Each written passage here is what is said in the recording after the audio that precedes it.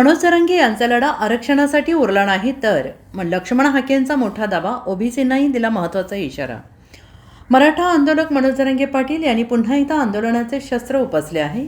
या पार्श्वभूमीवरील त्यांचा पश्चिम महाराष्ट्र दौरा हा समाजात तेढ निर्माण करणारा आहे, असा गंभीर आरोप ओबीसी नेते लक्ष्मण हाके यांनी केला आहे. तसेच शासनाने एका आंदोलनासमोर झुकून संपूर्ण ओबीसी आरक्षण धोक्यात आणल्याची टीका त्यांनी केली आहे.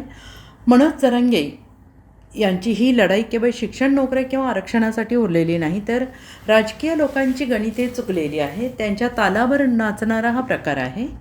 मराठा समाजाचा मोठ्या प्रमाणावर ओबीसींमध्ये समावेश केल्यामुळे मूळ ओबीसी, भटक्या, विमुक्त जमाती, बलुतेदार, अलुतेदार आणि 18 पगड जातीतील घटकांचे आरक्षण संपुष्टात येत आहे.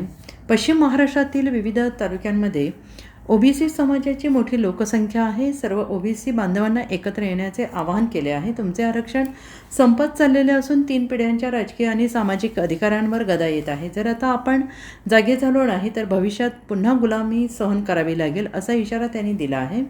मनोज जरांगे पाटील हे रोज मुख्यमंत्री, उपमुख्यमंत्री आणि ज्येष्ठ नेत्यांवर टोकाची टीका करताना दिसतात. तरी शासन किंवा राजकीय नेते कोणतीही भूमिका घेत नाहीत. परंतु एखाद्या वंचित किंवा ओबीसी घटकातील व्यक्तीने प्रश्न विचारला तर त्याला राजकीय किंवा वैयक्तिक ठरवले जाते.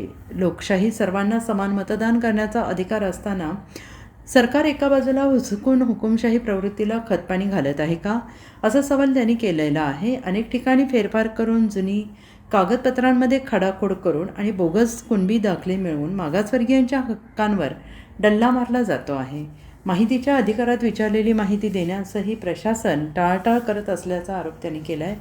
आम्ही मेंढपाळाची मुले आहोत आणि 18 पगड जातीतील बांधवांना सोबत घेऊन या अन्यायाविरोधात जीवाच्या शेवटच्या क्षणापर्यंत लढा देऊ, असा ठाम निर्धार लक्ष्मण हाके यांनी व्यक्त केलेला आहे.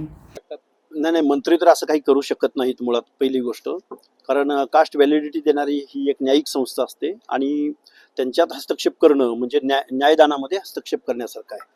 मुळात ओबीसीमध्ये मराठा समाज इन्क्लूड झालेला आहे. लाखो प्रमाणपत्र कुठं आणि 100-200 प्रमाणपत्र कुठं, त्यामुळं ऑलरेडी मराठा समाज इन्क्लूड झालेला आहे.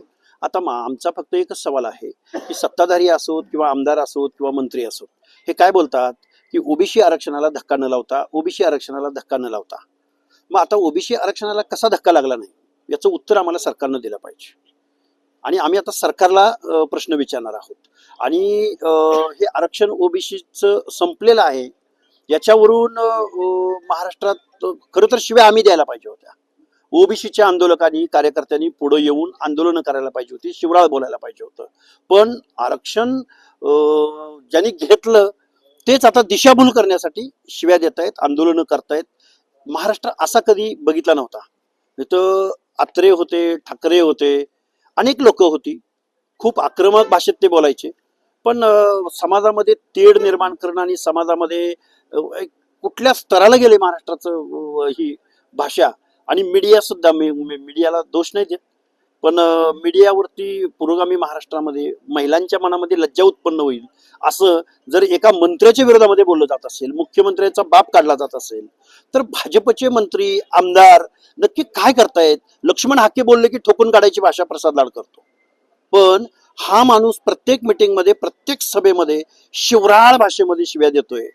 हे कसं यांना चालतंय? हे काही न उलगडलेलं कोड आहे. तर ते कुठेतरी दुर्लक्षित करण्यासाठी किंवा त्याच्या डायव्हर्जन करण्यासाठी जरांगेचा सरकार उपयोग करते असं हे बघा, ते सरकार काय करते मला माहित नाही, पण जरांगे हा अटेन्शन सिकिंग नावाचा रोग असतो ना, म्हणजे अंगात येतं ना माणसांच्या, म्हणजे मी कुठं धार्मिक नाही बोलत, पण तसं ते कॅमेऱ्या डोळ्यासमोरून गेला की जरांगेला पछाडल्यासारखं होतं. त्यामुळे कॅमेऱ्यात राहण्यासाठी, लाईमलाईट मध्ये राहण्यासाठी तो मग सरकारचा चन्ना काढतो. कधी तो भुजबळांची आईमाय काढतो, कधी तो परळीच्या मुंडे बंधू भगिनींना टार्गेट करतो, कधी मुख्यमंत्र्यांची आईमाय काढतो. परत आता बावनकुळेंच्या पाठीमागे लागलेत, परत नारायण राणेंची जात शोधून झालेली. हे चालूच आहे ना. मग याच्यातून काय होणार? महाराष्ट्रामध्ये अराजक निर्माण होणार. Bureau report, SBN Marathi, Satara.